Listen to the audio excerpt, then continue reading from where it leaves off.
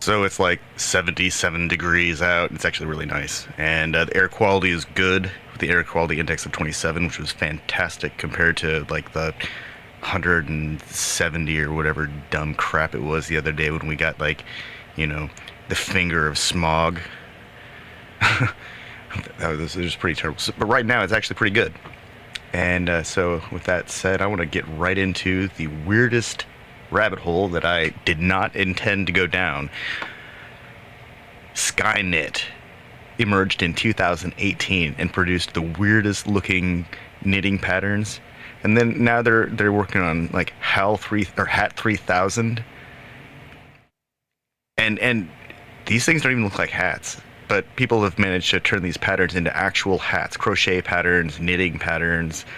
It is the weirdest. I'm not really sure how to describe these things other than they look like, you know, strips of intestine, except made out of knitted yarn. And it's just, I can't look away because it's like adorable looking. It's like the cutest version of nightmare fuel, but I can't stop looking. It's like a Beanie Baby, but surreal, and it belongs in John Carpenter movie or a Cronenberg movie or anything where anyone tries to invoke the insanity of Cthulhu mythos. That's what this stuff looks like to me,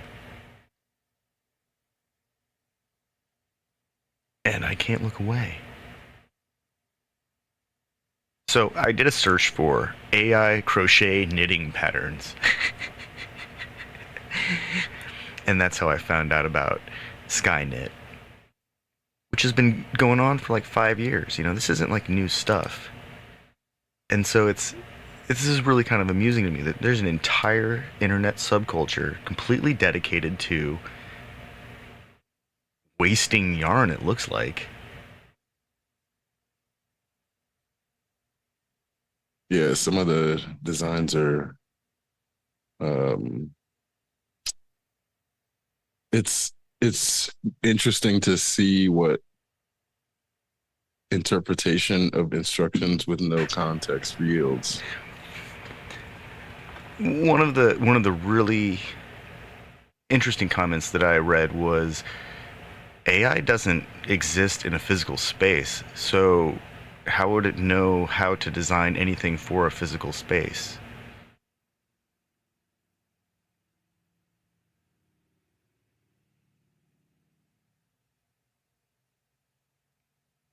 Well, and the obvious answer is it wouldn't. Like right now, I'm looking at this image of a AI designed sock, and it's just like a really loose tube, more like a neck gaiter than a sock, because it's a tube.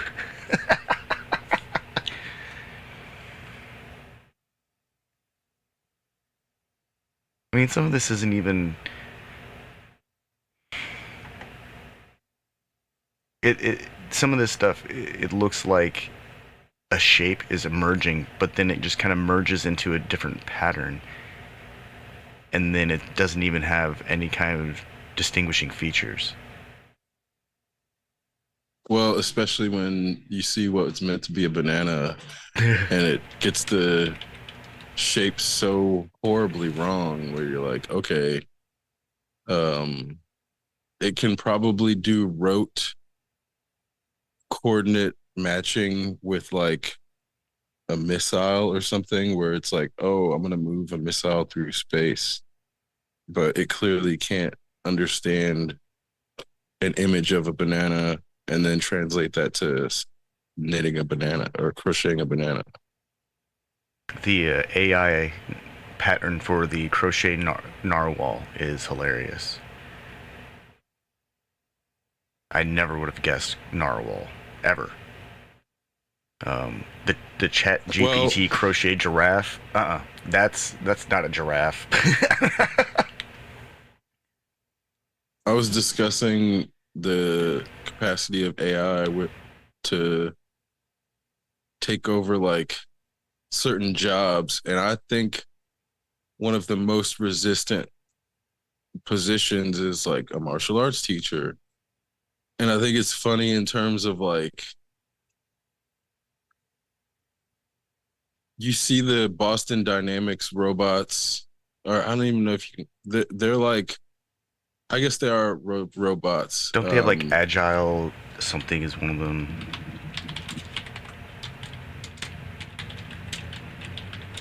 Like Um, it Spot, the agile mobile robot. it has the capacity to learn on the fly, and that's where I guess I draw the distinction between like a robot and like a hydraulic semblance of a robot that's actually just like a remote control Yeah. um Oh, definitely. Atlas, the set of Boston Dynamics mechanical. Atlas is definitely a robot, like an automaton.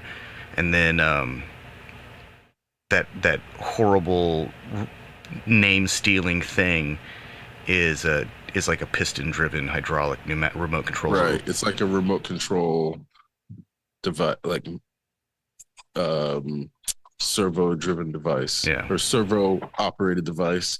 So like those are two completely different things, I want but to see neither bot. one. I want to see I want to see Atlas and Optimus duke it out. Well, that you know, on that note, neither one would be able to like teach anyone how to do anything. Yeah. And it's like it can do gymnastics and there's certain martial arts it can do, but there's like a lot of martial arts that it won't be able to functionally do Yeah. in terms of like just the number of joints and Oh, like the complexity of articulation just within the human hand. mm-hmm. That's like that's one of those things that's just I don't think that's the kind of thing that we spend much time thinking about. Just like how complex our hands are. Yeah, and it's like you see, even in virtual worlds, it's like really difficult to get the hand movement down correctly, which is why it's taken so long for video games to do it. But even especially with like real physical world mimicry of that, you know, agility and operational movement that hands the nuance that goes with different hands, and it's like just one hand is going to be difficult, let alone all the different types of hands that exist, which is where the physical space is just such a, you know, it's such a different beast in terms of like even artists. There's the hierarchy of visual arts, and you know, for whatever reason, like physical art, like the um And I was just trying to imagine the mechanics of using a ratchet, and and then my brain immediately went to why wait, why would I design a robot to use a ratchet? Why wouldn't I just build the ratchet into the robot? Because the simple act of rotating one's arm, like, and engaging all of those muscles and making all of those joints work together is actually very complicated. Just trying to imagine like how many points just within the arm that are being used in that motion. And then like, you know, how we use our spine to localize ourselves. Why would I make a robot use a human tool like that?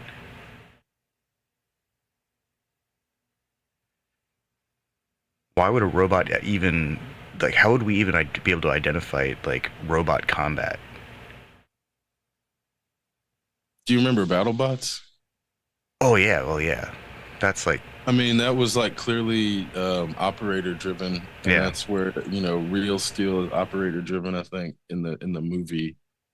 But it's like it once they are operating and learning strategies on their own, then there's a level of autonomy that it's like, you know, I think at that point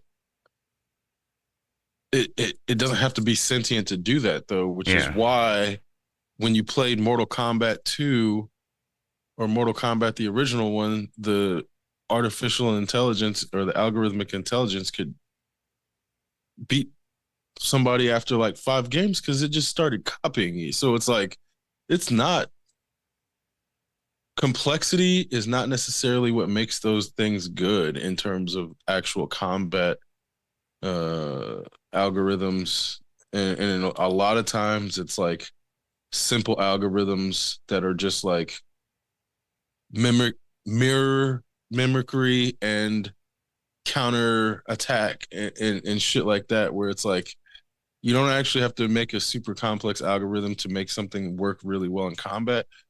But if you're talking about creating something that's going to operate outside of combat in other situations and other scenarios, then that's where shit gets super complicated. And I think that's where like police forces using um robot dogs that are semi-autonomous and semi-operator controlled is like a weird gap that I'm not comfortable with. Mainly, I mean, fuck the police, you know, just at the core, but it's like in terms of you can't give something that is it's like the ED 209 problem from fucking or Ed 209 from RoboCop, where you take a fascist authority figure and give them something that's like half working, it's gonna kill them just as frequently it's gonna kill us, but it's gonna kill a bunch of people. So I think that's where COVID has,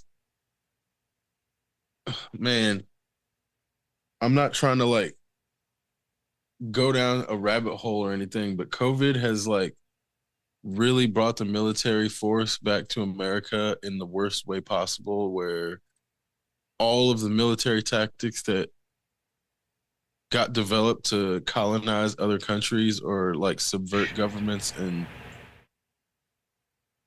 attack them from, other angles besides weaponry, including like information, have brought all that shit home to the point where I'm like, we were almost about to go to war a couple of times, and that shit is just all but gone. And I I challenge any American that ever hears this, without Googling it, name a front on which we're fighting in with our military right now, in terms of like, on this date. It's like a very weird time in terms of, for a while, if we were in a military operation, that shit was on every fucking news channel, plastered all over the place. Like, oh, it's an orange alert, yellow alert. There's an operation happening. 17 soldiers got injured. But we're not gonna show you any bodies because it's a fucking weird. So right now, I without Googling it, because there's no fucking way in hell the American military is not active somewhere. I That's mean, impossible. they're actively delivering cluster bombs to Ukraine. That's why I'm like, it's obvious with the proxy war. They The are. proxy war is obvious. There are people who are Like, their heads of state are visiting China. so it's obvious that we're in a proxy war with Ukraine and Russia. That's super obvious in terms of like, those are the things we're getting reported on. You think American military just stopped fighting? And you know who hasn't been in the news for a while? I feel like is North Korea. Yeah. Oh yeah. North Korea. We were on the verge of war with them. Fucking Iran. What's Iran doing right now? Is there a revolution in Iran? Is Iran like actively antagonizing us? I don't know. So I could find out. North But Korean. have you heard anything about Iran? When's the last time you heard about Iran? Oh man, it's been so long. I haven't even looked them up. But And apparently, it's not just. North Korea Sorry, has man. joined China in condemning the Fukushima wastewater plan. So, for once, North Korea is, you know, actually agreeing with something that's, right. Yeah, broken clocks and such, but yeah, man. So I'm Let's see. Let's look up I'm looking at Iran. this right now. It's not to say that you can't find out what's happening, but for a while it was like impossible to escape that information being shoved at us, as if like, I need to know what's happening in Iran, as if that's breaking news for an American citizen. So I'm like, Oh, on the one hand, there's been way too many like mass shootings for those news cycles to happen. But even then, it's like they tried to, slip them in during times when there's mass shootings and shit. Like, they'll still make sure to tell us, oh, we're gonna deliver like 17 armored trucks and a bunch of cluster bombs and a bunch of shit to Ukraine. But we're not fighting over there. We're not fighting in Ukraine. We're not fighting anywhere. I mean, I'm not saying we're not fighting anywhere, but that's what I'm implying by pointing at these weapons that are being sent to Ukraine. So it's like, I've never ever in my life trusted any government, like, whether it's American or any other one, Democrat, Republican or not, whatever. I don't give a fuck. I don't trust them. I don't trust anything they're saying or fucking doing. But I know they play games in terms of like how they operate. So I'm looking at this shit right now. It's the weirdest fucking time in political history, where we have a Democratic president and we have so many like civil liberties getting lost, and who knows what the fuck is going on with our military, man, because It's not nothing. I I I'm 40 years old. I know it's not nothing. I know our military is not like, you know what? We're gonna fucking be done with imperialism and fucking military industrial complex. We're done with that shit. And we're just not saying it. That's not what's happening. So when they're scrambling fucking F-15s or F-35s, whatever the fuck they were, and trying to say, oh, Chinese surveillance balloons, and then burying that story when it's clear that it wasn't what happened, but they were just using it as an excuse to fucking scramble jets over mainland. I'm sitting here like, what the fuck is going on? What's happening with our military? Because again, it's not nothing. And I look in terms of there's definitely some like African operations happening that are like more covert, not necessarily covert, but they're like the US military's over there antagonizing shit that doesn't need to be antagonized to try to like break Chinese and Russian influence in Africa and over in the entire continent. And they're disrupting a bunch of shit and making it seem like that fighting is coming out of nowhere. Um, but I see that, and I see the lack of reporting on those operations in American media with the constant reminder of the proxy war in Ukraine. And it's also like, I think it's disheartening for Americans to see the proxy war not winning. Russia not being able to come in and steamroll Ukraine is like a win for Ukraine on the one hand, but the front being in Ukraine and also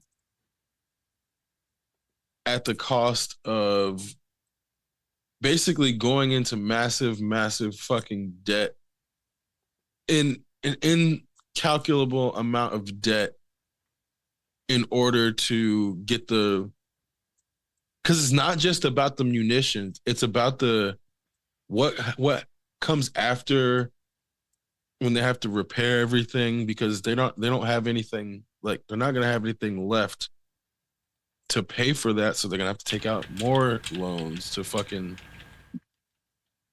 recover from what Russia has done. And that's where I think Russia knows, like based on what happened to the USSR, if you can do that, it goes way back in terms of like wars of attrition. That's not anything new as far as a way to beat your opponent, like starving off their supply lines. Like that's definitely not a new tactic. Obviously, fucking Sun Tzu, it's not new at all, but actually executing it in modern times is way more difficult because they can keep getting supplies. But the issue is the Ukrainians have either wittingly or unwittingly become a sacrificial lamb for the proxy war between America and Russia. And it's like, in the first few months, it probably seemed like a great idea. And they didn't really have a choice, I guess. Otherwise, just giving up. But now it's like they're gonna be beholden to all of the debt if they don't lose. So it's like this is a lose-lose for Ukraine, literally as a country. And I'm not really, Russia's, I'm not super like I can probably say no Americans really that familiar with Russian politics in terms of like how it actually operates versus the way it's presented. So in terms of like what's going on with their rebellion and shit. I don't know if that's the United States government making that shit up or if it's real or not. I don't know, but there's definitely the possibility that this war with Ukraine was not popular in Russia, and it might be causing way more turmoil than Putin thought it was. It, it's very possible that this is not a popular war, and it could have a lose-lose scenario for Russia just the same. So that's where I'm like, political leaders can make some horrible decisions in terms of like what I think once you get too comfortable, it's really easy to like start taking risks in terms of, oh, this thing isn't going to work out, but this, if this doesn't work out, I can try something else. And when it gets to like the government leader scale, I can't even imagine what type of responsibility that holds in terms of like feeling it. You have to feel like a demigod, if not a full-on god, and they'll say they don't, but you're talking about hundreds of millions of people's lives and sometimes billions when you have nuclear weapons involved. Those motherfuckers don't feel like us. There's no way. So I'm not going to sit here and believe any person who's achieved the status of like president if they sit there and act like, oh, I go to bed at night and I wake up and I'm just like, no, the fuck you don't think you're like one of us. There's no fucking way. So don't tell me that bullshit as a 40-year-old person who thinks they're gonna get away with making me believe that fucking lie. So when you are a fallible human and you start to believe yourself a demigod or god or what, like I said, whatever they believe, they start doing stupid shit like buying a fucking social media website for $44 billion when it's not worth that much and then running it into the ground and shit like that. So, or making it open source and then getting mad when people copy your code, if that even happened. So shit like that, where you look at decisions that get made by these people that think themselves demigods and they still have the fallible human part, and it just culminates in some absolutely horrible decisions as if they didn't hear the emperor wears no robe story. So, not a few, I think it was like earlier this week, there was a story about how Russia and OPEC, Saudi Arabia, I guess, really, they were all going to reduce production or reduce output because various reasons, and generally this is done to increase the price, reduce the available supply so the price can go up. But apparently that didn't happen, and part of it is U.S. oil production increased, but also because there's a very short list of countries buying Russian oil, and the people that are buying Russian oil are not getting oil from other people right now because Russia's giving it to them cheaper, and so there's actually like a glut of supply, and then throw on top the United States just joined the production scheme. There's actually too much oil, but we're not getting like a dramatic reduction in fuel prices. It's not doing, but it's not doing the thing that they'd hoped, which would be to make more money. And then so this got me wondering, how much oil is actually left? Because I remember 20 something years ago in high school, I remember reading about how they projected oil was going to last us well into 2050. Is that still on track? I think if anything, there's enough oil to probably get to like 2070, if I remember the last, because they found more Okay. somewhere. Um, but it's like they don't necessarily want to drill it. So it's Is that like even a good there's idea though to try and go no. after this stuff? Well, the issue is like you have the Saudis trying to get away from it, and like the Emiratis trying to get away from it. Yeah. Um, so it's like I there's okay.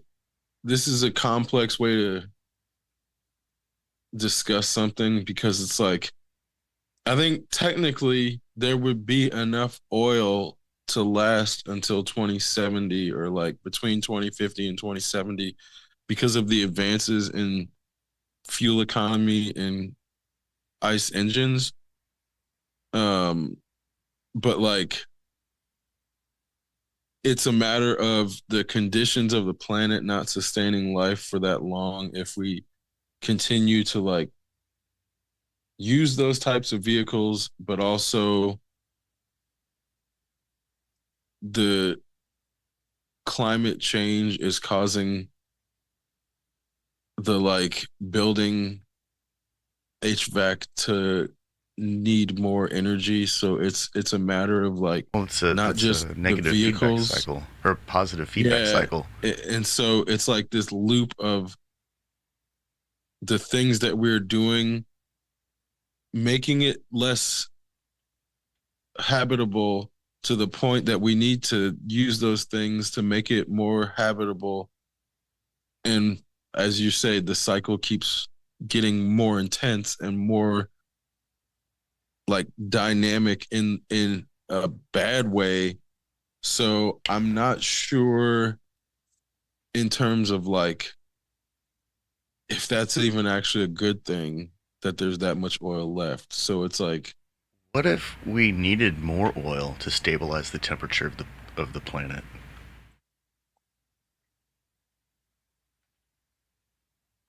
You I know, mean, but like it's in not just about temperature oh stabilization. sure, It's but like like there are a lot of factors there's obviously, but like like an engine has the oil. garbage patch and it's like, Oh, in the you know, Pacific, that fucking there's island. infrastructure problems causing I think it's like 1,000 derailments per year and like a tenth of them have noxious chemicals Ugh. and toxins in them. So it's like, it's there's just so many problems. And the whole thing is like PVC and the one of the worst like it's like a petrochemical byproduct is as one of the reasons that it's like the vinyl that keeps getting in these derailments gets used is because if it weren't for the oil industry, we wouldn't have this much byproduct of this thing that they're pushing into like basically all of the toys and all of the anything that's like plastic uses this chemical, this vinyl. I forget what um ethyl what polymer they use or that makes the vinyl pliable and be able to be shipped in liquid form. Whatever it is, it's frequently on these train derailments and then seeps into the earth. And it's like, let alone the oil spills in the actual ocean. So there's like all these things in terms of like the byproduct of industrialism that makes industrialized society unsustainable at scale perpetually. Yeah, So it's like it can't do this perpetually. It's gonna break down one way or other, or it has to change. So it's like we can't do this forever for one reason or another. so when I was in middle school, I think it was still regularly discussed that Westinghouse buried a bunch of capacitors around Bloomington or around Monroe County, and like ruined. I think there's a place called the Sycamore Land Trust that you know is stewards of a big swath of land that was affected by a contaminated water supply, basically, and the soil was contaminated. And Westinghouse had to come in and dig it all up and clean it all out and all that kind of stuff. But I remember through like middle school and even high school, it was still something that was mentioned. Like, hey, these are places that you don't want to like hang out because this is contaminated. It has contaminated soil, and I'm pretty sure that happened like way before I ever lived in Bloomington, and so with a lot of this stuff, I think there's a actual like a very very big concern. Like, how long does this actually stay in the ground? Because some people are going to move, and some people can't move away from these kind of problems. Like, how many people who live close to one of these spills are essentially guaranteed to get some kind of cancer that they probably shouldn't have gotten? Bro, how many Americans are stupid because they live near power lines? I mean, I don't know if that's an issue in terms of like an actual correlation. Like, I don't know if living near power lines causes you to be stupid, but I know it's not innocuous, Yeah. and there's no way. And I don't mean like within a mile. I mean like right under them, Oh, because like, they'll yeah, run them like the near, lines that go through. straight to the step down transformers for the power substations. Yeah, yeah, exactly. And then they'll put like step down stations in neighborhoods, and it's like it can't. The person that lives next door to that can't have no effects on them, and it's like I'm not I've only trying to known sit here one and be like, person oh, that it lived causes next to it. cancer or anything like that. Sorry, go ahead. Oh, I've only known one person who lived right next to like the big tower, big electrical lines coming into the step down transformer, and I only ever went over to their house a few times. But I remember there was like this distinct sound of like a microwave running in the background, like 50 feet off in the distance, no matter where I Yes, was. It was yes. really weird. And the only other time I've been You close to high power lines like that, I was on like a Boy Scout hike, and we found these real tall power lines, and there was like a field of strawberries underneath them, and they were great. These are like, the best strawberries because walking through the woods, find a bunch of clean strawberries. Why not? But I remember after a while, the fillings in my mouth started to get really warm, and we just went on our way. I don't think I could stand to be around high power lines for very long. It was a real strange experience. There were no bees, but there were like strawberries everywhere. well, and if you watch the ghost hunter shows, a lot of times the places that people think are haunted are just like poorly wired electrical circuits that have electric bleed or electricity bleed, so it'll have like Oh, a higher. like noise. It's a noise-inducing environment. Well, it's not the noise. There's like a higher ambient charge in the like room, Oh, that's because funny. it'll like the circuit won't be insulated or something, or like so there's like a short, or it's like using direct current or something. There'll be like various reasons why you'll have a higher ambient charge in a room. It's supposed to be like near zero, but some will be like three. The closer you get to the electrical problem, it'll like skyrocket, and then that's where people will report feeling like unease, or they'll sometimes get nauseated. Man, I wonder. uh I wonder how many people who experience those kind of things in normal life are just spending way too much time standing next to a microwave. yeah, yeah, yeah, and shit like that, where even okay, so like my computer just died, and like that's one less ambient electric object electrical object that's running, and it's noticeable in terms of like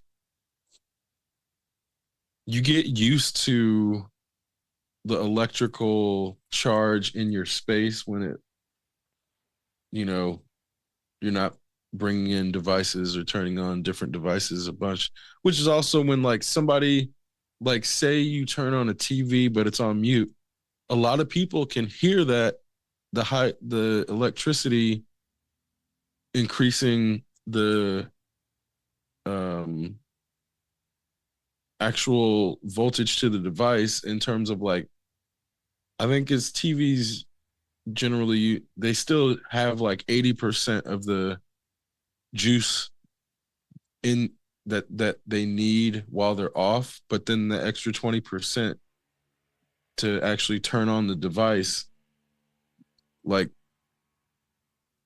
unless they have bad hearing, like I said, a lot of people can hear when a TV's on even if the volume's not up because there's just more ambient electricity. Well, Or I guess LEDs in have that an case it's operating like frequency, and they generate noise on their own. There's like what is it? Inherent self electronic induced noise level where just the electronics themselves make a sound. It's hard, it's almost imperceptible in terms of like the because it's like a high pitched whine. But you gotta have the right conditions to hear that stuff. But it's definitely measurable. Like almost all, I'm pretty sure almost all electronic devices have to have like some kind of EIN number, a published EIN number, and it describes the like system, just the noise that the electronic circuit itself generates.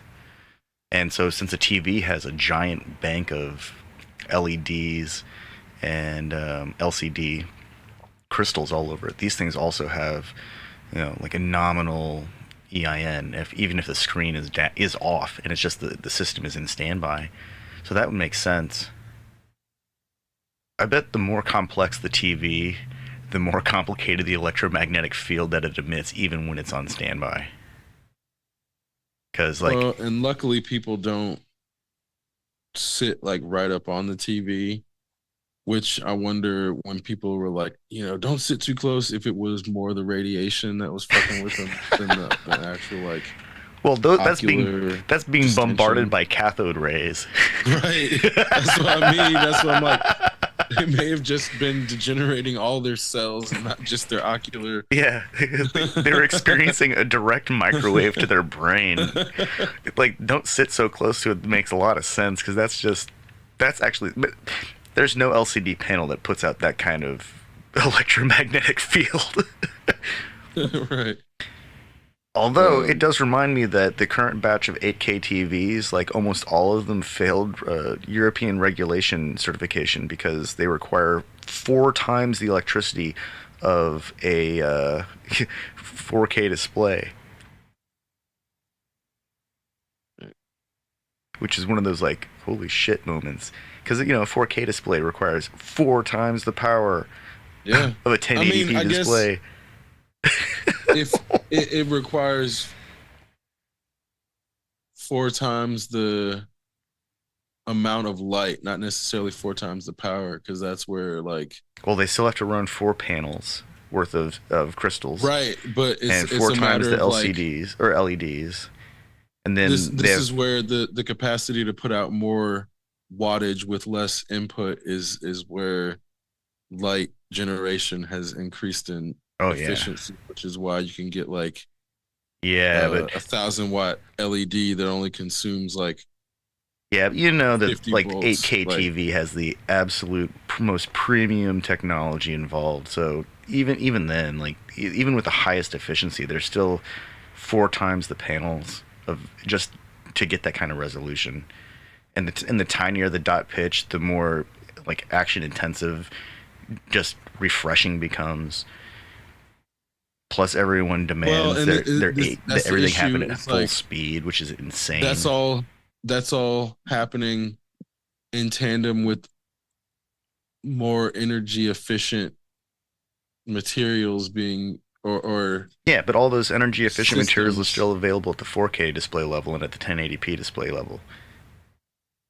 So for a given generation, it's still 4 times the panel Well, requirements. And once it comes out for the 4K generation, then it's available to retrofit, but they don't necessarily retrofit them. Even like the new ones will be made in the same factory. So like, yeah, 1080p TV, yeah, I mean, even I if get they what are you're actually saying, making. but the EU decided that like the vast majority of 8K panel displays require too much electricity. Like most Well, of them, that's because they don't have the like 8K is again that's at the upper end because they yeah. have 10K. So it's like those aren't gonna have the efficiency step downs that are created for that level yet. So yeah, that's where the 4K is obviously gonna pass, but 8K is not. So that's why I mean like in terms of how, especially specifically television technology works, the display gets bigger, and as the front end or the flagship television is not going to have the best energy efficiency, but they're going to be increasing the energy efficiency in general on electronics as those things are developed. So by the time the next wave comes out, the Well, one that's that the was the dilemma is that LG and Samsung are backing out of 8K panel development. They're not pushing those well for because consumers. There's no there's content. no content. There's Yeah. no So but what games I'm that can saying even is use it. before, the way the cycles would happen is that the newest television doesn't have the best electronics, but then the next cycle, the previous No, generation's no, newest I would get that. have better like efficiency than something 10 years Sure, ago sure. No, that no, was I the totally same get that. size. But what's happening now is because of the way the consumer cycle has become so short and the revision cycle has become so accelerated. This is like a monumental failure. We might not get like a next generation of 8K televisions that are like option intensive. They might start only existing to like I content mean, but do creators we as need giant them? panels. No, we don't. We Because absolutely it's don't. like we don't even get any 4K content as Yeah. it is now. It's like bare It's 4K it's content like a is so desert. strained. It is. And it's like a lot of shit is like I'm actually well, 1080p so my upscaled. point to all this is actually a really good thing. This is like the best possible outcome because these idiots chasing like this micron dot pitch who can't even write a good story that would require the utilization of that kind of technology, let alone develop a game that can benefit from that kind of dot pitch. Because let's be really honest, there isn't any game that's worth that kind of intense investment in hardware yet. It just doesn't exist. And realistically, AR, VR has way more potential to take advantage of that kind of dot pitch. That's where that environment would make sense. But, right now, unfortunately, AR and VR are in the hands of the likes of Meta and Apple and Google and some smaller houses that are doing really cool stuff. But this is actually really beneficial to all of us because the rest of us aren't trying to pay extra for extra fast internet just to consume half of our monthly quota watching a week's worth of a TV show in 8K. Who needs to burn through that much data that quickly for a show that's probably not worth it? So what you're making me think is that's not gonna happen. But what might happen, especially in terms of like the things that are, well, okay, there's like a few things that are happening. Um what what you might see occur is like a 1080p or a 4K wall of screens that is a unified, like Oh I feel yeah, like those are going to be much more common where before it would be in like a studio or like a setting where it's like yeah. Just have multiple projection alignment and do projection mapping. That makes sense for right, if you need a and it's giant like screen. right, they have one for the studio that did it, the one that they use for the Batman to reproduce backgrounds, but you'll be able to then have like a background wall that you can turn into like whatever landscape you want. And it's shit like that where if I could do that for $3,000, and also it wouldn't drastically increase my electricity costs. Like an average person, not a regular person, but somebody in the layperson bracket who wants to have like uh an entertainment room that also functions as like a transport space in terms of like it becomes like the Harry Potter or what's it called, the wardrobe in the Lion, the Witch, and the Wardrobe, where once you have an entire wall of screens, that space can open up like a holodeck in terms of the way you can project, not project, Oh, there's a use. guy that did that. He took these three giant display grade monitors, put them into portrait mode, and then lined his wall with them, and then put like a bench underneath it, There you and go, then put and framing that, up against the bezels so that it would just appear like windows. And so he has this cycle of yeah. like, Aurora Borealis or So Cancun or insert before, fancy mountains or something there. shit like that would only be possible in like the MGM Grand, but now because those big ass monitors are super cheap, even though they're 1080p or 4K now, like you can get a 4K fucking 65-inch TV for like $400 or less in some cases when you get them on sale. So it's like that shit is not expensive in the scale of things. Whereas like, what is it? The 10K TVs are like $8,000 or something stupid. It's something fucking ridiculous where you're like, not only is there no content at 10K, but what are you gonna do with that? And some of them are Well, like the eight, person that wants to but it's run, like an awkward size. yeah, the person that wants to run just 8K, like, and actually generate content for it, that person is rocking some like 5,000 series quadro card, some $4,000 video card, just to resolve that kind of image in real time.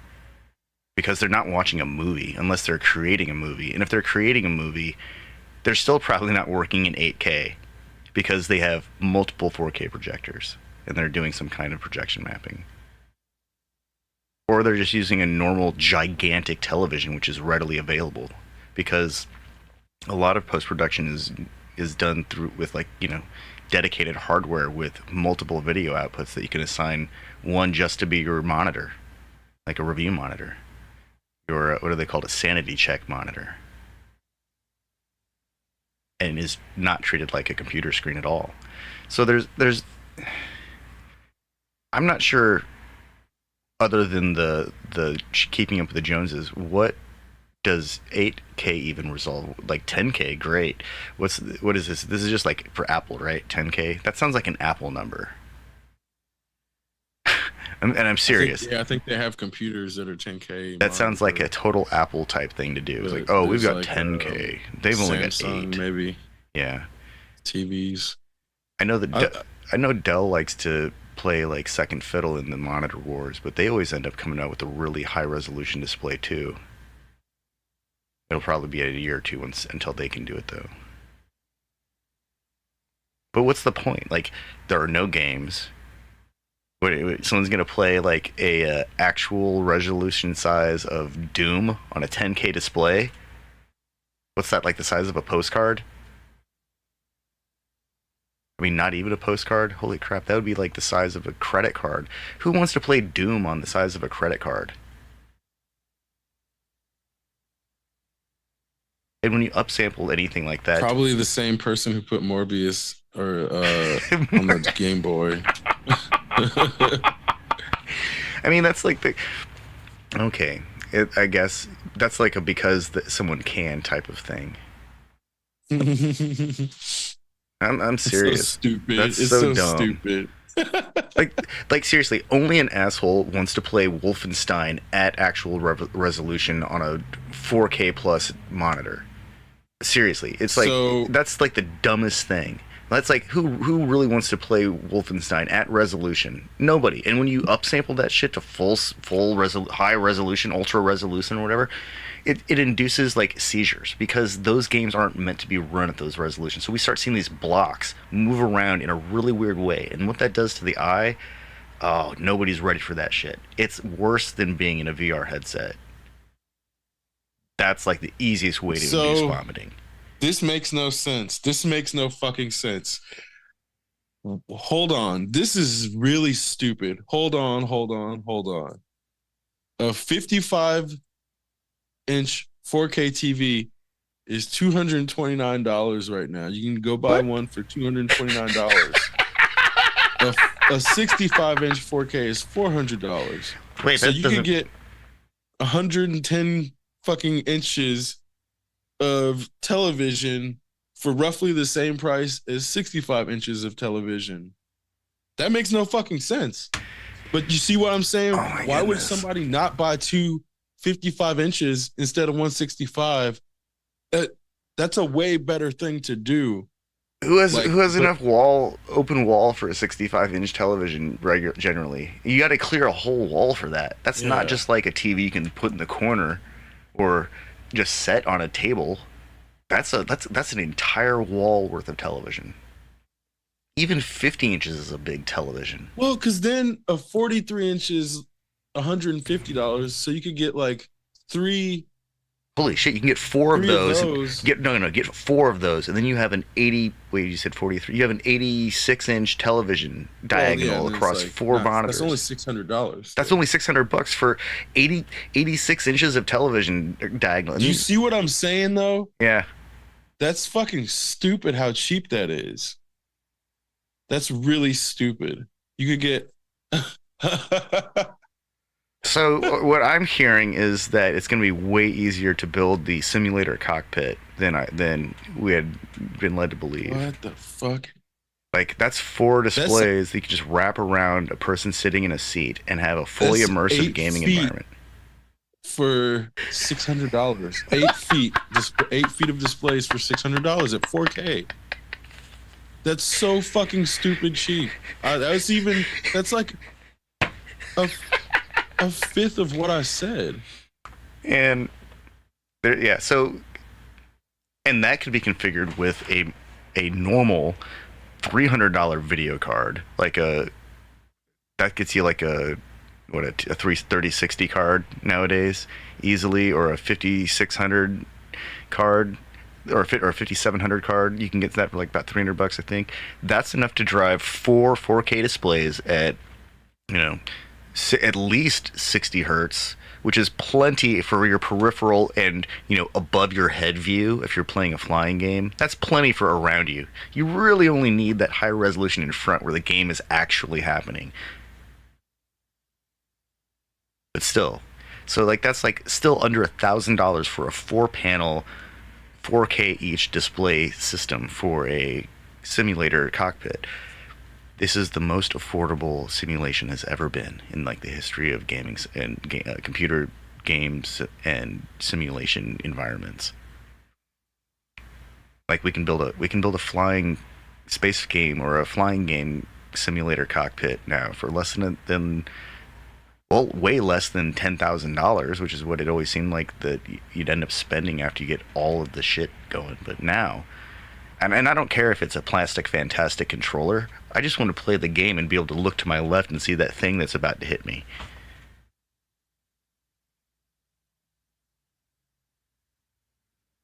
Like how cool would it be to play a driving game and throw the ass end of the car into some big drift and look to your side and actually see the game like the way you're supposed to see the vehicle move.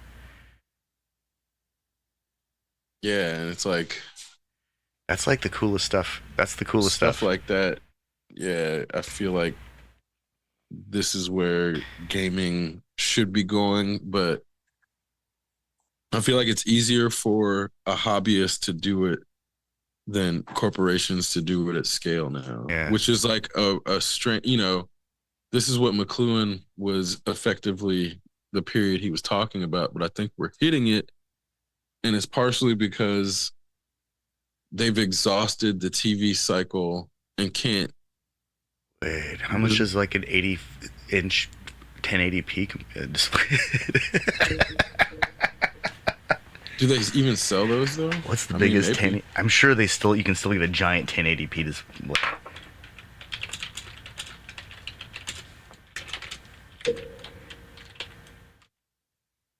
Let's There's a see. 70. Mm, Let's see, Best Buy's got 43s, 42, 75. Wow. It looks like 1080p is topping out at 43 inches. Yeah, they probably just don't carry them anymore. Yeah. I feel like that would be an investment. I see one. Yeah, no, that is like the biggest. And then those are still the pricing just doesn't make any sense because you might as well go for a bigger 4K TV at that price, at that same price. That's yeah. There's like a lower bar where Oh, you don't 65 find. inches is where the 1080p tops out. 65 inches. Everything above that, the dot pitch becomes so big that it's unwatchable. Like it becomes too big. You can see the pixels. Like really see the pixels at normal viewing distances. Um, and really in 4K, it really takes off in the 70-inch plus range. It looks like 75, 70 to 80 inches. And then after that, that's where 8K and beyond comes into play up to like 110 inches, in which case then you got to actually have a really specialized system, like a multi-display system that has zero bezel. Like we're talking like 110 inches up. Huh. So 65 inches is where 1080p actually tops out. But you got to be like, 7 feet away from it, 8 feet away from it. Otherwise, it's not worth it. Well, so then this So makes me wonder if. So sharpness really, or the dot pitch really comes into play when you got to get close to the monitor. I think that's always been the case, but I'm sitting about 3 feet away from a 1080p monitor, and it's crisp as can be. It's like I'm not really getting any perceptible benefit using a 1080p monitor, a 42-inch 1080p monitor, than I did with when I had a 42-inch 4K monitor in front of me. But that's because I'm not really using it for high resolution computing, and so my requirements are much lower. Well, and this gets back to the earlier point in terms of like right now, the previous generation is hands down the best deal. Like it's even a better deal than the generation before it. Like one would assume that when the newest thing comes out, that everything below it gets equally less costly, but that's not how television cycles work necessarily. No, they've got their built-in expenses already. Plastic has like a minimum cost to mold, to do injection molding. Well, no, so that makes sense. Like, so there is like a minimum viewing distance that shifts in favor of higher resolution, but even then, it's questionable whether like even a game or a movie or any kind of consumable media, visual media, would even benefit from those kinds of increases or reductions in dot pitch. And that's not unreasonable actually.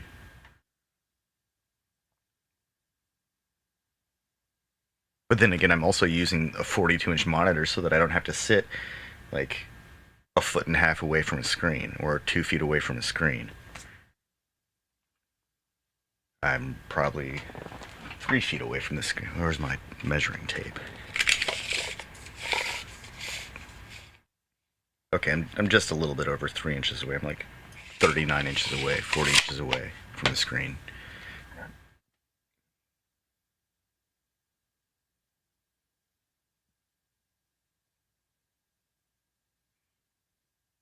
I'm like 4 feet away from my secondary monitor.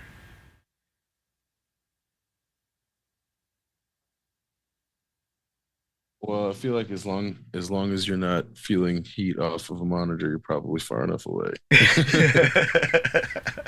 Man, I think I'm fine. I spend inordinate amounts of time in front of computers, and I don't feel like I'm getting microwaved like I did when I used laptops, where you're like sitting on top of that radiator. But I've always been more of a desktop user. Although my current this computer I'm using right now is an all-in-one, and I can't. I love it. It's like all the benefit of a laptop, except it's actually no, it's better than a laptop because it allows me to use a real mouse and keyboard, and then all of the computer is contained behind the display itself. And so it has a very tiny footprint, and it generates almost zero heat. It generates as much heat as a monitor. Yeah, I always liked that design, and it seemed like the HP ones were particularly powerful. Oh yeah. Um, Well, I think for a given generation, they're all competitive on power, but it's like I think that where the HP and Dell's and Lenovo's differ is in the kind of ports that they make available, and then like location of those ports. And I think HP actually wins on ergonomics. I think they have some of the best ergonomics, but I think Dell and Lenovo Lenovo always seems to just have this. My experience with Lenovo is always positive. Like their computers always worked well for me, and I've generally bought Dell computers because they always seem to have the most like USB ports with individual controllers. Like it seemed like they had, but the ergonomics on a Dell case is like kind of they've always left something to be desired. Like they're not the most elegant of solutions. Very utilitarian in that regard. I always felt when IBM was making ThinkPads, they always felt like the laptop from the future. It always when I handled them, it always made me think, hey, it's like, yeah, this is the computer they're going to be using in Blade Runner. that's hilarious. And I think like Dell, what was that dude, Steve? Dell Steve. That guy, they really nailed the culture of computer users that were going to buy a Dell computer in that for that era, I think. And and so they did a really good job of integrating with education because like I think there was like a good decade where you couldn't go anywhere without seeing a Dell computer system somewhere. And I think a lot of that's because that's what people were used to using. That's what they learned how to use a computer on when they were in school. And so of course they're going to get one of those. That's why Apple was so well embedded into creative content creation is because a lot of the software right out of the gates was built on Apple platform, but um, because that's the culture that was the culture that emerged. That was the hardware they used. That was the tool they used.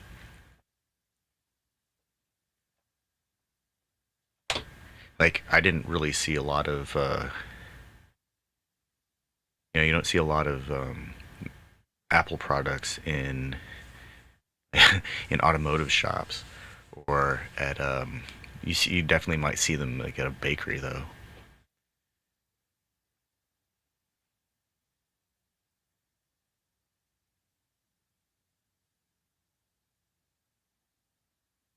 Even for a while there, like the whole point of sale market was it was like locked down with very strictly designed purpose built machines, cash registers and stuff like that.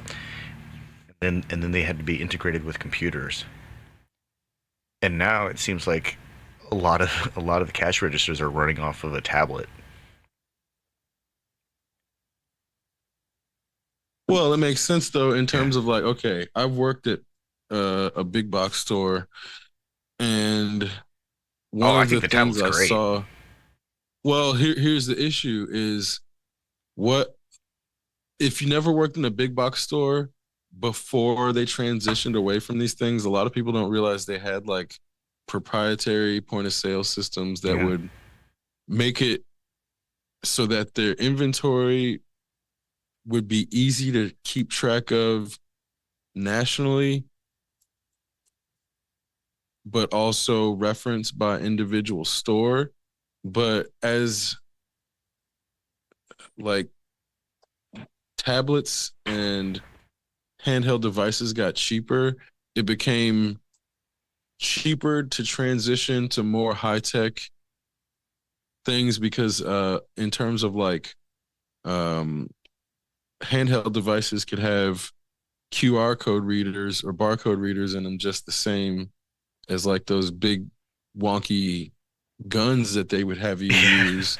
So a lot of them started transitioning to like you scan it with the pocket with a personal device, and sometimes they provide it, and sometimes you can use your own. Um, but a lot of times it'll be like the store provides it, so it has some standardization, so you can't use it to like go on the internet or some shit or go to any website beyond the stores. So it'll like restrict you to that system, but that's as much as it'll be specialized, just enough so that you can't like surf on it. So that's where being able to transition to those more, I won't necessarily say they're more reliable, but because you could like buy personal devices and then upload your own software, it became easier for big box corporations to like transition away from having to use that proprietary shit, which I'm sure they were paying out the ass for. Um, but again, now anybody can use Stripe Or Square. or Square. What there's There's a like bunch of them. PayPal has their own little yeah slider thingy. I think Amazon even has one. yeah there's yeah because I want to say PayPal was given business small business owners that little um credit card swiper for tablet devices a while back, in terms of like I know that's what Square does, um but I feel like PayPal had been, I think they had trialed it and it may not have like worked out as I well, had but one of the PayPal ones. It did not always work. Well, incidentally, mm. the Square slider, stripey slider thing worked with the PayPal app. So Well, now to think about it, that's like you'll see it a lot. Like I feel like Vintage Phoenix uses Square. It's not like the tablet one, but I think it's it's its own appliance. like the high yeah, like the higher, like maybe you pay $200 or something for it. But it looks more like you know, a professional, I don't know, say professional, but like a more dedicated um checkout Yeah, point of sale I've system. seen those where it looks like it almost looks like someone put an iPad into some ridiculous locked case type solution, but then you look closer and you realize, oh, that's not an iPad. It's just running Square. Those things are pretty neat. That's like integration in with like a cash drawer that's like hidden inside the counter. That stuff's really neat. That's how I. That's when I. That's when I know that I'm in like a consumer outlet that comes from the future also, because it's not running some 50-year-old antiquated cash register system, drawer system that was good enough for, their grandpa or their dad or something like that. And they don't need to have a fully integrated credit card scanning solution. They're fine paying like an additional charge so they can have this thing that's the size of a label maker that fails half the time. And they don't have nobody that works at the place like has the wherewithal to reset the credit card scanner so that the chip scanner will work, so people don't have to go through the additional waiting period of letting the thing hold on to their credit card,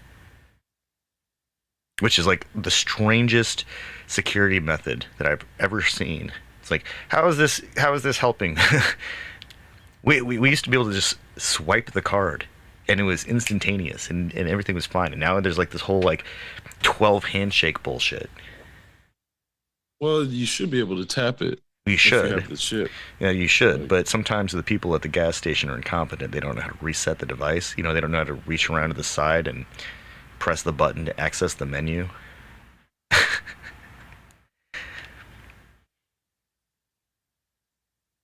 Or maybe they did try to reset it and they didn't access the menu to do it through the software, and then the thing's on the fritz. So it is their fault. I don't know. I don't actually think that gas stations should encourage their employees to attempt to reset the electronics. Probably not a good Well, because idea. even outside, I've been able to tap um at the self serve pump. Oh Like, yes, some of them are like that now. yeah. Occasionally, I I run mean, it's into. it's like way more common than not. Yeah, Like, yeah, at I think they probably upgraded their shit within the last 2 years. Well, you know what? Now that I think about it, I remember being at a gas station at Speedway, and there was like a worker going around and checking all the pumps and shit that was like clearly not the one that worked there, but yeah. I think they have standards checkers. Well, the gas station right down the hill from me, it's like a toss up. Will I be able to use like the chip and just like tap it and have it work, or am I gonna is it gonna freak out and try to, you know, so like sorry, insert card. I don't know. I liked that whole system. Like when I discovered that I could when I had to use an ATM and I could just hold the card over the thing with the thing with the icon shaped like a hand holding a card that's waving, and it would light up and make a beep noise, and then all of a sudden I was in. I didn't have to like leave the card in the ATM machine. Never had to put the card in the ATM machine. That made me feel like I was back in the future and not having to use some weird like being treated like a child. Like here, nope, I have to hold on to your card while I do this. Kind of bullshit.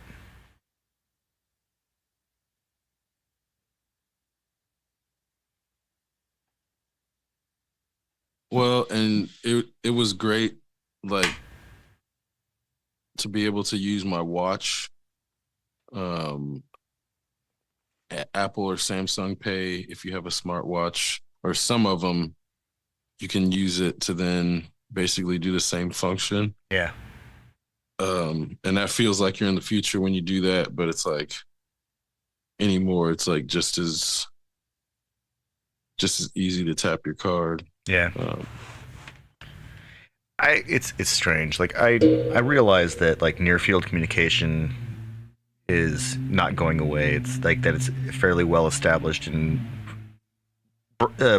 adopted broadly enough that if you're in a technology rich environment, you can expect it to be available. I think that's okay. But I think that it's still the kind of thing that I don't think it's ready to replace an actual wallet. I also don't want to have my phone be my be all end all point of identification. But I guess it is easier to track a phone than a state issued ID.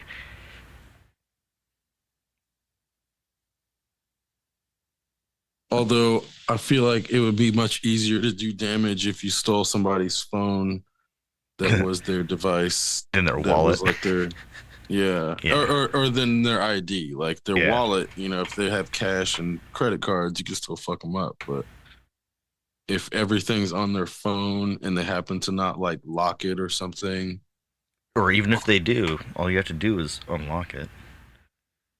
I Those tools mean, exist.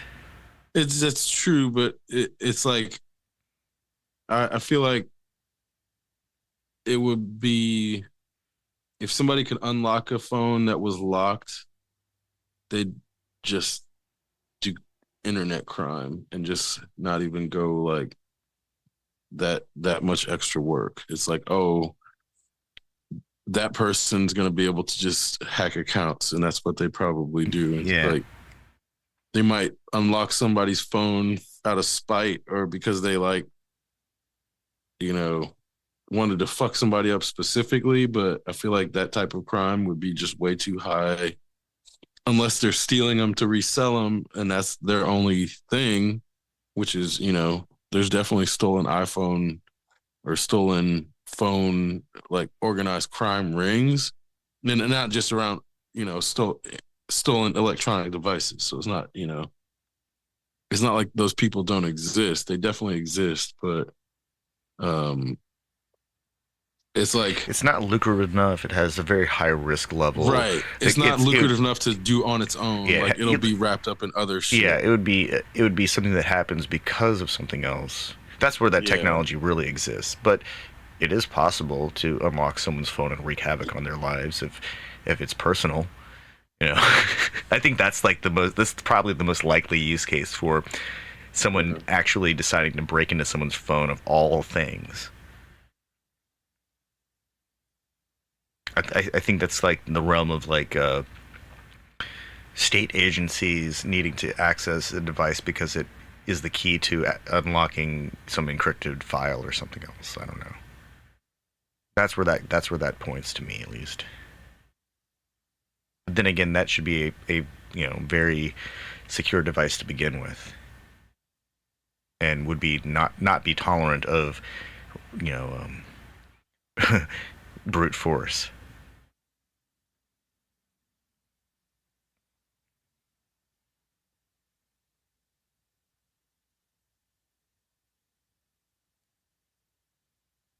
Yeah. Anymore, I feel like it's a matter of if you use the password suggestions, it's like most people's stuff is protected as much as it should be, but it's a matter of when people don't like either don't set up any password protection or use like really basic 1 2 3 4 5 6 or password as their password. Like that's when their shit's gonna get stolen because it's not like people aren't gonna put that much actual effort into hacking Yeah, phones specifically. I had a I had a dummy account at Yahoo.com for a while, and I had a password of password, and I lost that account really quickly.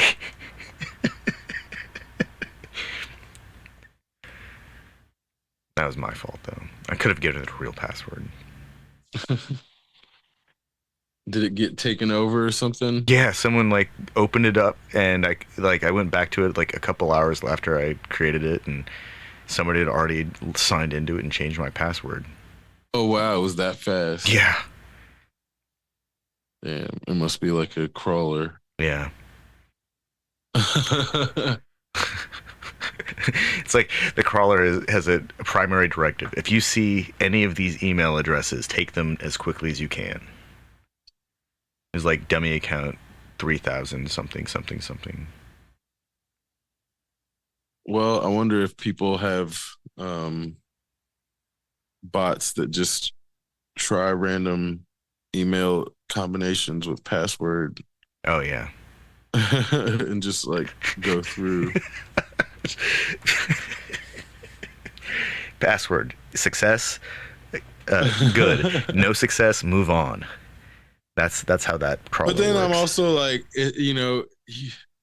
what type of information do you find behind something so poorly protected? A honeypot. But right, but I'm also like, man, you never know what boomers like. Boomers will fucking surprise you with their level of stupidity. And how many boomers use like 1 2 3 4 5 as their passwords? Oh man. I mean, we all know that you've got to take it to a minimum of 8 characters.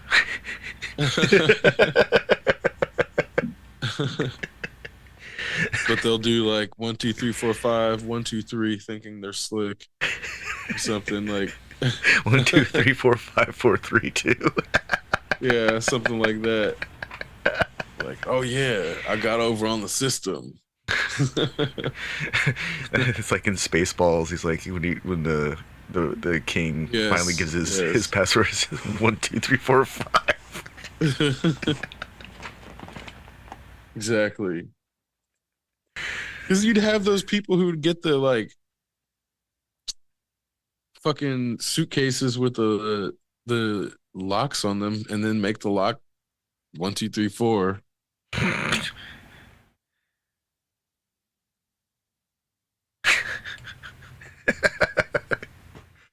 or 0 0 0.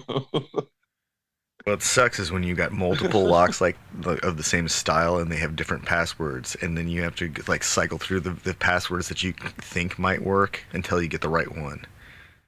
Then you're sitting there looking like you're trying to pick somebody else's lock because you can't remember which lock combination goes to which lock. That was my experience when I ended up having to buy TSA certified locks for air travel, Mm. because they have to be able to open containers, and yeah,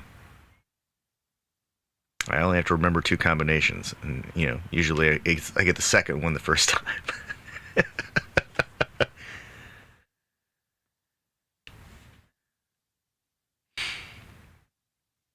It's strange though. There was like a time when I remember flying before 9/11. It was way more relaxed than it ever was after, Oh yeah. and I don't remember the same kind of just like I remember, at least I remember air travel without as much tension, but maybe it was also because I was a child and I was just unaware of that kind of tension to begin with. But I've been on planes like, through high school, and so no, I don't know. I think it's safe to say that my recollection of social tension when I was a teenager is inaccurate at best.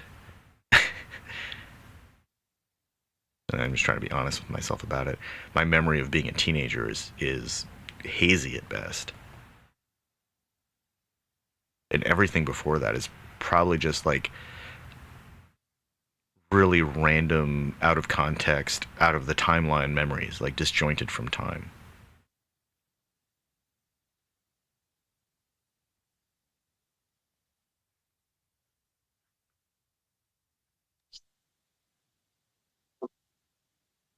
But then I have really accurate, like concrete memory of specific things.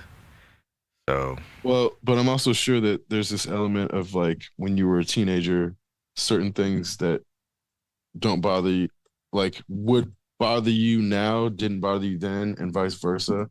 oh yeah. So like I bet the, travel experience is gonna be very much dictated about your mind, like by the mindset you're in at that time in your life, which again, it's gonna be very different now. Yeah, that's true. Very true.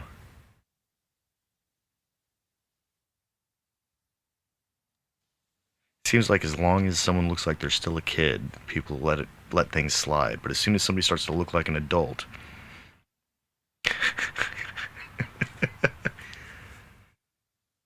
I mean, that's pretty fair. That's like I don't I don't blame a kid for throwing a tantrum on a plane, but an adult got no fucking excuse. yeah, like how some people make it into middle adulthood without having never gone through the experience of being told to sit down and shut the fuck up. You're on a damn airplane. Like, although I do worry about the people that like who have a tantrum in public and it appears that they're genuinely in distress and then everyone else just kind of standing around laughing. That's like a weird adjacent to the Karen video on the internet that I've seen a few of recently. I think it's like one of those like dragon eating its tail moments where the culture of hey, look at this person suffer is they're running out of things to point at, and so they're starting to. That's totally true, but at the same time, it's like, what's the average person equipped to do in that scenario? Besides, like, they shouldn't be laughing, but they shouldn't also be doing anything else either. Yeah, Like, I think that video you're talking about, that lady obviously something was going on, but nobody should really be stepping in to try to like calm her down, yeah, who doesn't work for the airline and then or who's not like a um emergency services person, because that's where like regular people have no bit they can They can get charged accidentally with assault. escalate a situation. No, for sure. So But they can yeah, accidentally escalate a situation thinking they're helping, like yeah. that Daniel Penny dude. Oh yeah, Again, it's like that lady was one Daniel Penny away from dying. Because I'm assuming it was a very similar scenario that happened in New York in terms of like it's just a different set of words being said when that uh episode's happening. But that lady, like I said, she's one Daniel Penny away from fucking dying. And that's not, nobody should have to fear that in terms of like, everybody, it's like real ableist to assume that nobody's going to ever have a mental episode, especially at an inopportune time, because it's like anybody can have a stroke, and a stroke can come in all forms where it's like somebody could lose their language center all of a sudden, and then they're out in public, and then suddenly nobody's helping them because that person can't say anything. yeah. Everybody's just walking around not realizing this person's having a stroke or something like that because it's not super obvious, but people aren't Trained or equipped to handle that either. Most people are exactly, not. A few or people might be. yeah, Maybe. or empathetic enough to even understand that it's a problem. So that's where I'm like, we just don't, as a society, have enough actual concern for mental health that I'm confident that anyone who's not a trained specialist should be doing anything but sitting by. And that's where I'm like, the laughing's definitely inappropriate. Or like when Carrot Top came out and was like, this lady's fucking, that Yeah. shit's uncalled for. Carrot Top's just trying to make himself relevant, which is like, man, that's why nobody likes you anymore, dude. That's, all you had to do was not say anything. But no, Carrot Top had to be like, I was on the plane. She was crazy. Shut the fuck up, dude. Too soon, not the right time, not the right thing. So that's where I guess, like, to me, um, oh, so I this is not the exact same thing, but there's like an element of when somebody is doesn't have like the same mental faculties as everybody else, they think it's okay to like make fun of them. I think So that's kind of where I've landed is that I, it's one thing to see somebody have an outburst and be like, holy crap, this is crazy shit. It's just another to when I see some people's reaction to try and make a joke out of somebody who might be having like an issue with mental health in that moment, and they might lack the ability to communicate. It could be that simple. Or physical health, they might have lost the ability to communicate, as you pointed out. It just seems like it's all become very it's like past dark humor. This stuff isn't funny. We shouldn't find this well, funny. It's like kind of but sad, actually. also there's definitely the question of like, is this woman having an episode, or is this the culmination of her being inundated by fear mongering media? Because it doesn't, it's not necessarily mutually exclusive, Yeah. but that could just as well be from her watching Fox News or what, Alex Jones or some shit, and not getting enough sleep, and you know watching one too many fucking Joe Rogan podcasts. Uh, And that's where I'm like, that's, you don't know. And I think that's where it's like, you want to give the benefit of the doubt, which is not even really necessarily a good scenario in this situation. But the worst, I mean, not one, a worse scenario is where it's like, no, she's not even actually, she doesn't have any mental like imbalances or anything that's different. Like, and she just watched too much Alex Jones. yeah. So, I think it's not to say that we should assume that it's Alex Jones, but we can't preclude that as being in America, one of the things that leads to something like this, because it's like even the way she's talking about it, it's like I feel like I know which conspiracy she's talking about. Like I can assume, but I'm not gonna say I know for sure. But based on what she was saying in that video, I think I know what she's referencing. Oh yeah. So that's where I'm like, you can chalk this up to her having an episode, or there's a more sinister, possibly more conspiratorial. I don't know if that's more like conspiracy theory in terms of like there's no directed like intervention on somebody's part to make her do that. It's not like, oh, somebody pressed a button and made her go crazy. Like, no, that's not how it works. It's like you smoke a little too much weed, watch a little too much Alex Jones, and now you're calling somebody not real. And somebody happens to get it on videotape. 10 minutes later, you know you were having a panic attack, but now it's on the internet forever. So It's rough because like when you just read it, if you just read it and say it aloud, it's kind of preposterous.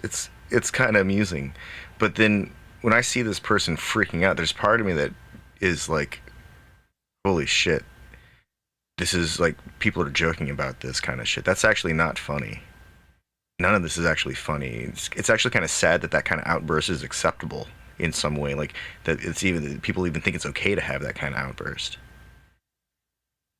no, man. And even though, okay, so I get what you're saying, but the way she said it, something about the way she said it rubs me the wrong way. Yeah. And it's like, I feel like this lady is being racist for some reason. Like, and I don't think this is my baggage, but the Yeah. way she's like dehumanizing this person by being like, you're not real. This person is not real. I'm like, I wonder what race they are. Cause this is not I don't feel like this is anti-black. That feels like, I want to say anti-Asian racism in a way where I'm like, I feel like she's been watching too much Alex Jones and got sat next to a person who might not have English as their first language, didn't get the interaction she expected, and now is like, this person's fake, this person's not real, because she's like, even in that not, it's like coded. So that's where I'm like, why didn't you say this is a person's a robot? Or this is like a mannequin. This is an android. There's all these other words she could have said that a regular human being is gonna know in terms of like a robot would be a quick go-to. Yeah. Like, oh, this dude's a robot. This dude's a robot. That'd be super. This person's not real. That person's not real. That's like a weird. And again, it definitely could be just as like, the meltdown, but the fact that that person could get that far, boarded a plane, maybe she took some sleeping pills. She took too much Dramamine and stayed awake through it. And was tripping. Like, I believe that more quickly than I believe that somebody makes it onto a plane and then has a sudden onset of mental illness that was like genetic. Well, I think Like, drug-induced mental illness if she wasn't is still taking, like psychosis. I was gonna say, if she wasn't already diagnosed and taking pills, you don't just have a sudden onset of schizophrenia like on a plane. Oh no. That's not how that shit works. Yeah. And if anything, it's like, well, maybe she was operating undiagnosed. Well, yeah, that person doesn't make it past the fucking security check because they get paranoid and do something fucking weird and get pulled aside and they don't make it on the plane. That's where I'm saying, like, Most of the people that It I have met that are like schizoaffective, they all got weird right after high school, and I think it was like due to a lack of socialization. Actually, they just were not. They didn't keep it together on their own. And then by the time middle 20s, the two that I knew, I think they were both medicated and had become kind of normalized. I'm pretty sure that those things are identified rather quickly. well, and what's it's not. I won't say it's ironic, but it's almost like an unfortunate side effect of the way the media is like set up. That anybody that has any sort of like schizophrenic, like any sort of traces of that, Yeah, any they're portion of the spectrum at all. they're gonna get like inundated with media that's gonna basically give them like messianic um like hallucinations or notions that they're like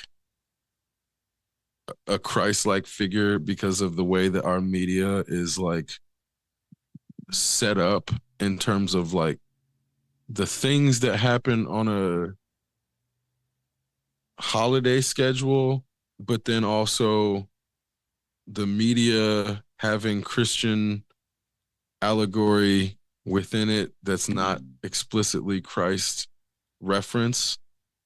So like if somebody went and watched Superman and they had any sort of like schizophrenic, like undiagnosed shit, it's like very possible that they could come away from watching that film thinking that not only was the film about them, but that was like a secret message that they're the next coming of Christ and that they're here to save the world, or like in like a television commercial or some shit where it's like a person who doesn't have these predispositions wouldn't think that it's even remotely possible.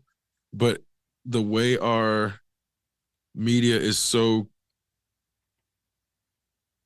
rooted in like Judeo-Christian imagery, it's like it's a very easy trap for someone with paranoid, schizophrenic, uh, undiagnosed traits to then fall into. And that's where I'm like, I've seen it happen multiple times to people I know. And that's where I'm like, their doctors were telling them this and they couldn't even avoid falling into it in like the most obtuse things you wouldn't even remotely think had to do with like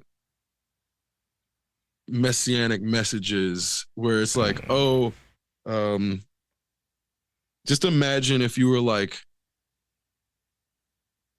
you had a friend and they were like obsessed with Pokemon or something and there was nothing remotely weird about their obsession with Pokemon until one day they're like, actually, I need to collect all the Pokemon and then I'll ascend and become the Christ. And you're like, wait, what? And no, I'm serious, dude. I'm serious. I'm being 100% Okay, serious okay, right now. okay, okay. Where I'm like, I'm not trying to be like, don't laugh, but this is where I'm like, this is what a paranoid schizophrenic, like,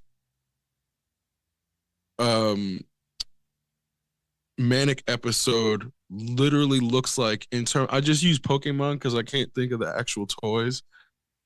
But this dude literally like drove around to Walmart's and was collecting this toy, and he was convinced that once he had all of them, it was like gonna unlock some divine thing. Where I'm like, no, I'm not making this up. This is like 100% real. But this is what happens when he went off his meds, Yeah. and it's like that's what that shit looks like in terms of like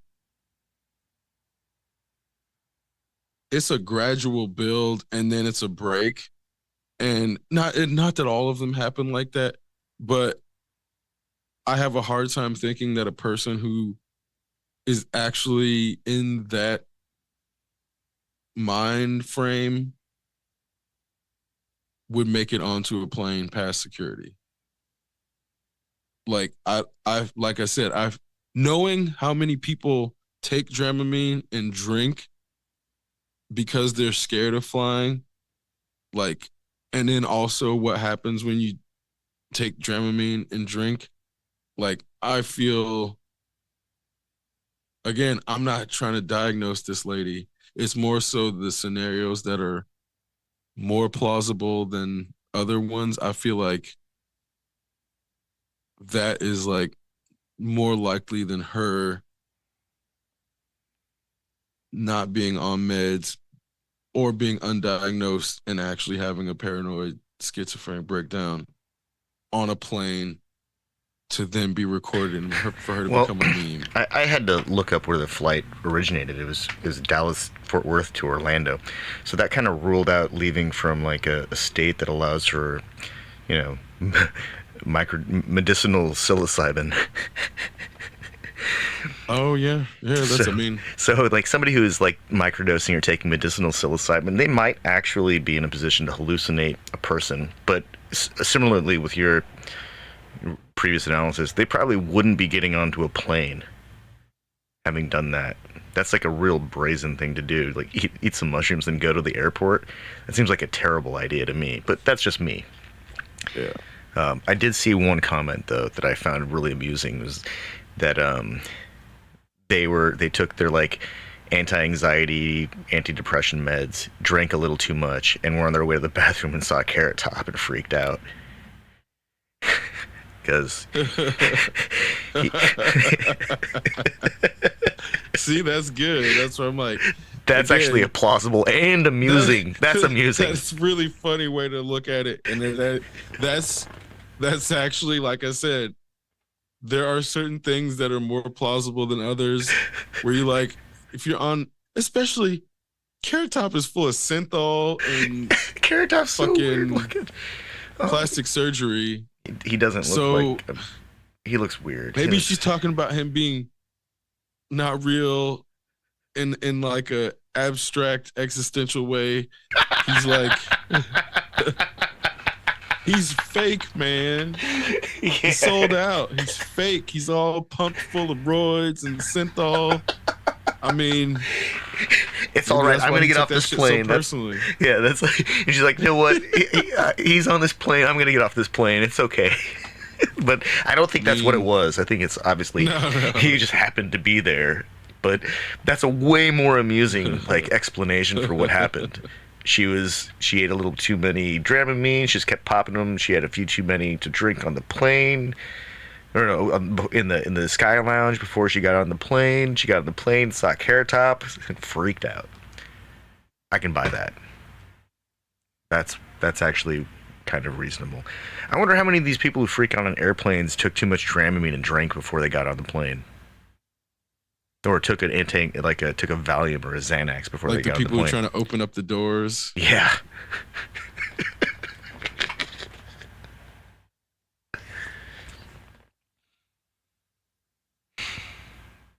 Whenever I get to sit next to like the emergency door, I make sure it's like I have to like I'm mentally prepared. If the moment comes, I am gonna grab that latch, pop that thing open, kick that door out, and swim away or whatever, climb away, and I am ready. No booze for me this time. Just give me ginger ale. If I have too much sugar or caffeine up at altitude, it might knock me out on the way back down.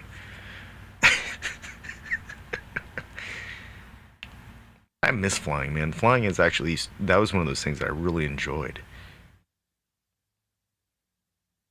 There's all that weird uncertainty, but I guess the older I get, the less fun it is, because then you've done it a few times, hopefully, and then it's just not as exciting, or it's just shakes the crap out of you. Newer newer planes don't shake the crap out of you as much, and the seats are more comfortable. But every so often, like I'd get on some old like McDonnell Douglas jet that the seats felt like I was sitting on, several layers of newspaper.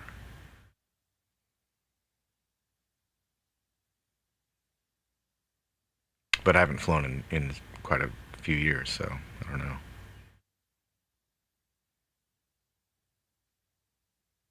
It can't change that much. My understanding is that airplanes last a long time and they get serviced routinely, so they stay in there for a long time. And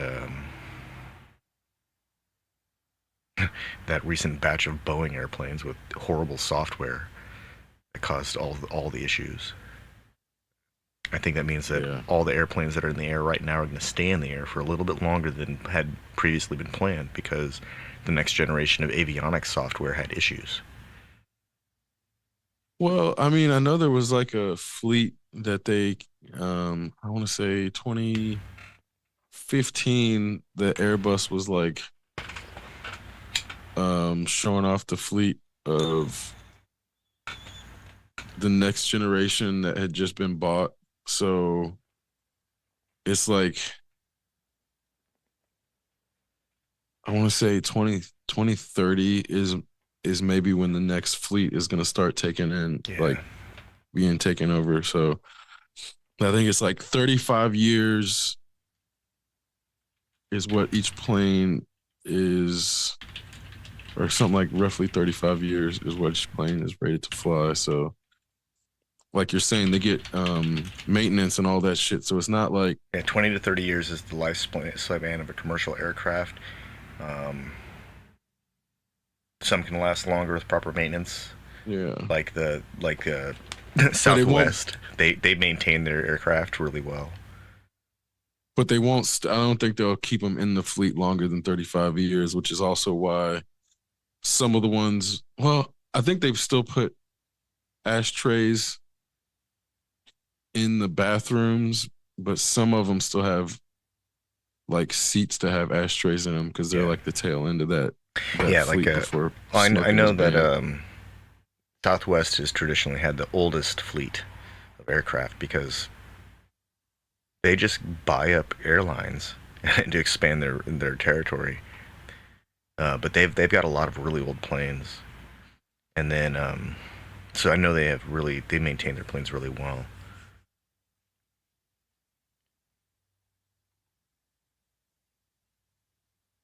60,000 to 150,000 flight hours. Wow. Oh, the aircraft's lifespan is actually measured in pressurization cycles. Huh. It makes sense. Yeah. Like as we discovered with submarines. Yeah, it only could withstand like 3 pressurization cycles, and no, only 2.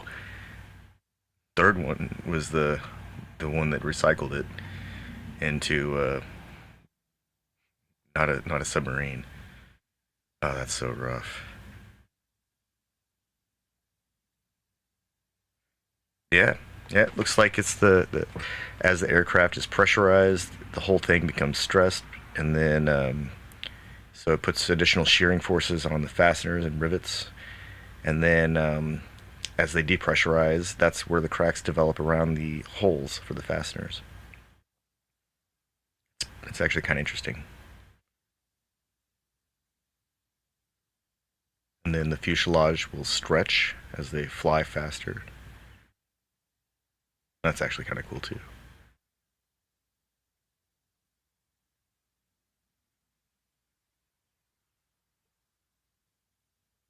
Yeah, planes are, really magnificent feats of engineering. And that's where it's like always weird to me in terms of people who are like scared of flying.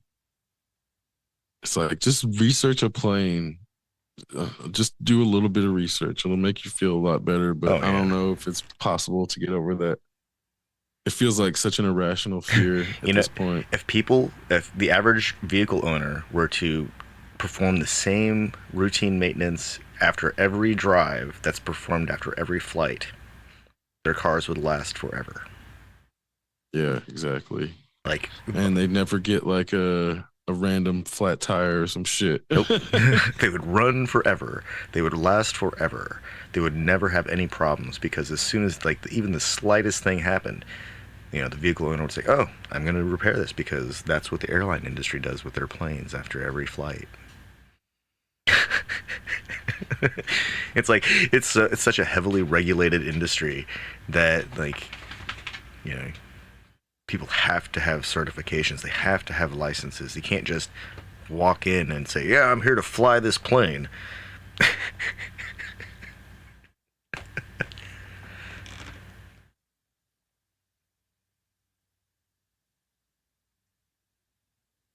I think trains are like that. That's like an area that needs like to have an update of regulations because my understanding is that there are quite a few like levels of regulation for the high-speed trains that exist in Asia, and like we don't even have an infrastructure that could pretend to handle those kinds of trains. Our rails are like all weird and lumpy. They can't handle our own trains, Yeah. let alone the high speed. Oh No fucking man. way. Imagine a high-speed train of chemicals. Like it would the containment area would be like gigantic.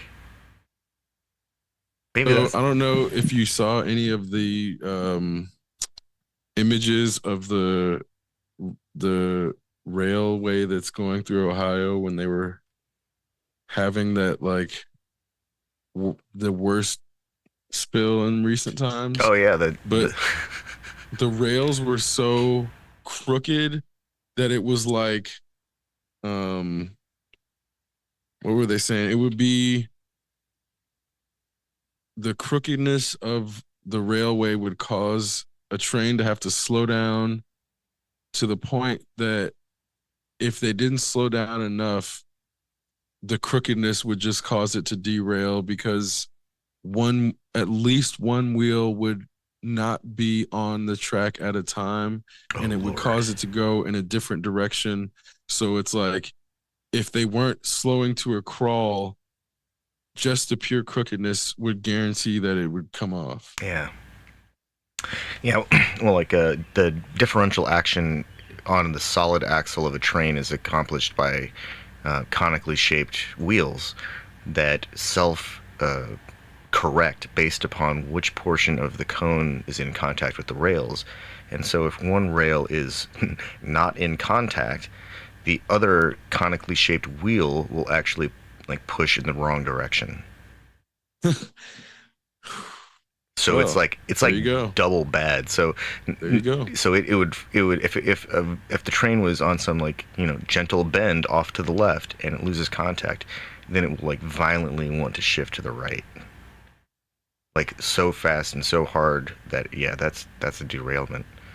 Well, and That's apparently terrifying. it was happening frequently. It was just a matter of Oh, they knew that that section of the rail was like yes, in desperate need of maintenance. and they just Oh, let it go. Just let it go. so whose fault is that? There's a lot of people at fault. Oh man. There's a lot of people. There's a lot of Oh, people to place blame on, from the railway company to the fucking government who sided with the railway company instead of the fucking unions who were trying to like literally get them to fix this shit. So oh man.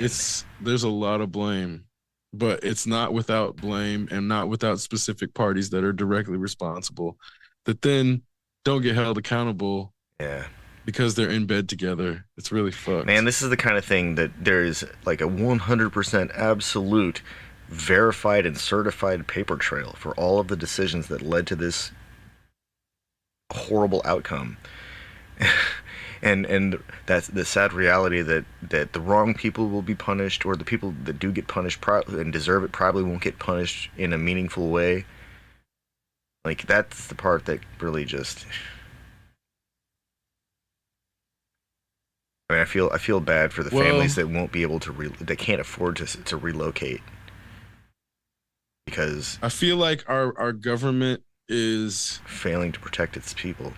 yes, and it's failing to punish people in a way that's meaningful enough to prevent people from continuing to make the same types of transgressions. Because if you look at like um Sam Bankman-Fried, for example, it's like I think they'll eventually punish him, but the fact that they haven't punished him swiftly and like with extreme prejudice is setting a horrible example.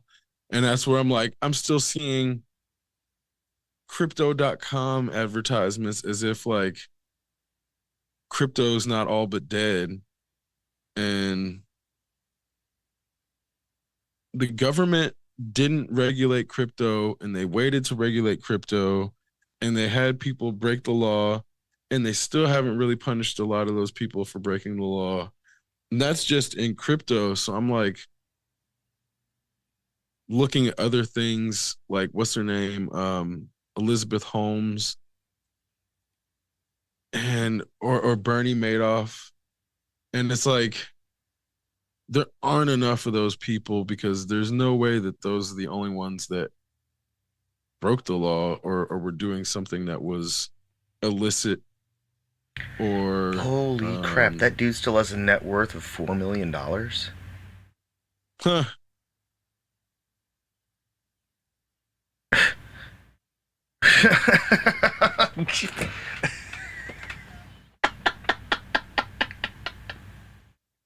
Man, so many Ponzi schemes. Like America feels like it's one big Ponzi scheme built on a broken railroad. They're not even selling the right chemicals either. Oh my god.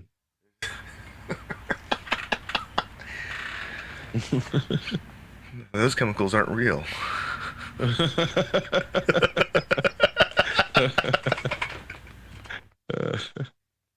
Exceptional Radio.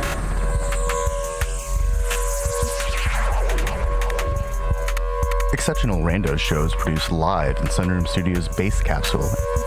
Remember to catch our Exceptional Randos live stream on YouTube every Sunday between 2 and 4 p.m. Eastern Standard Time. And if you have a story, idea, or question that you would like to share, we want to hear from you. Thanks for listening. Well, that was random. Exceptional Radio.